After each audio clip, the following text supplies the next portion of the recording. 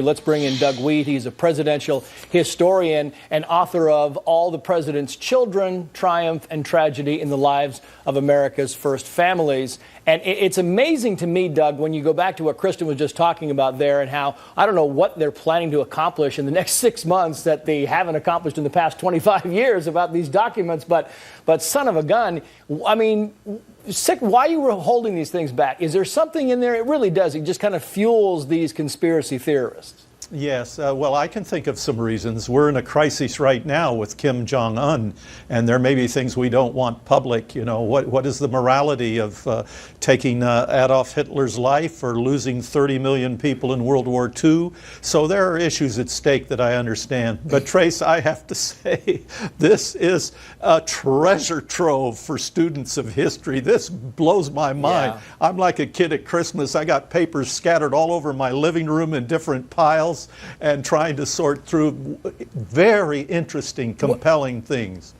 Well, and before you start that treasure trove, I just want to start at the top here because I'm fascinated by the former CIA director Richard Helms asking the question, was Lee Harvey Oswald one of ours? I mean, look, it's a good question to ask, right? Was he one of ours? But it really is very significant when the head of the CIA is saying, hey, is that guy one of ours?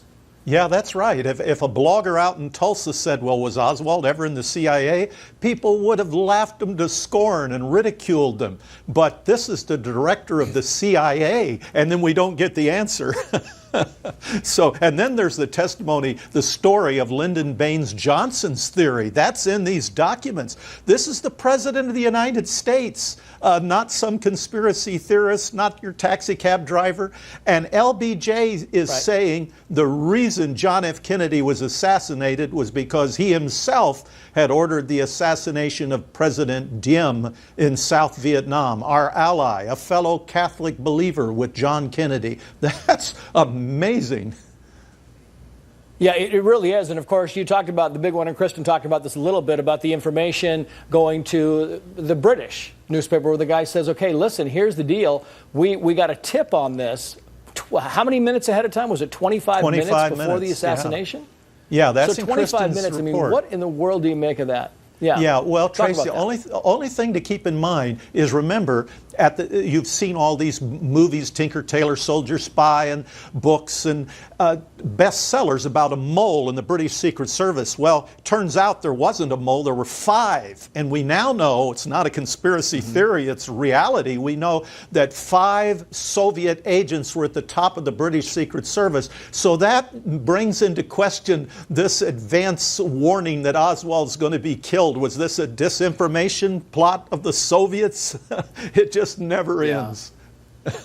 You know, and we were hoping, Doug, that in this we were going to get some information about Lee Harvey Oswald's trip to Mexico a couple of months before the assassination. He went to Mexico City. We know that he visited the Cuban embassy and the Soviet embassy there. In fact, he visited a Soviet agent who was actually on the Kremlin's, or the KGB's at that point in time, their Department of Assassination. I mean, it's kind of bizarre. We really didn't learn more. Do you think there's more in the documents that could be released about that trip and why he was there? I think so. I'm hopeful. I mean, this was pretty sensational to me, and if they withheld something, it must be even more sensational. It's very interesting to me, and I have friends in the CIA who are looking at some of this and suggesting maybe there was a Soviet operation underway that was pulled back. The thing, Trace, that strikes me as poignant and sad is the comment from J. Edgar Hoover about Marilyn Monroe. That's heartbreaking to me. He's tipping off Bobby Kennedy, saying there's a book going to come out next year, just letting you know about you and Marilyn Monroe. That gives the Kennedys time, as they do, to issue their own books, to compete with the negative book, and to also squash any producer or editors. And you think of Marilyn Monroe taking her own life and dying under the belief that nobody would accept the fact she was hobnobbing with the Kennedys, but now we know she was. And all of this information coming out in the 2,800 documents they did release, and people are saying, look, if you had all this great stuff coming out in these documents, what are they holding back? I mean, that's the big thing. So this is going to fuel the fire until they release all these documents. Doug Wead, good of you to join us, sir. Thank you. Thanks, Trace.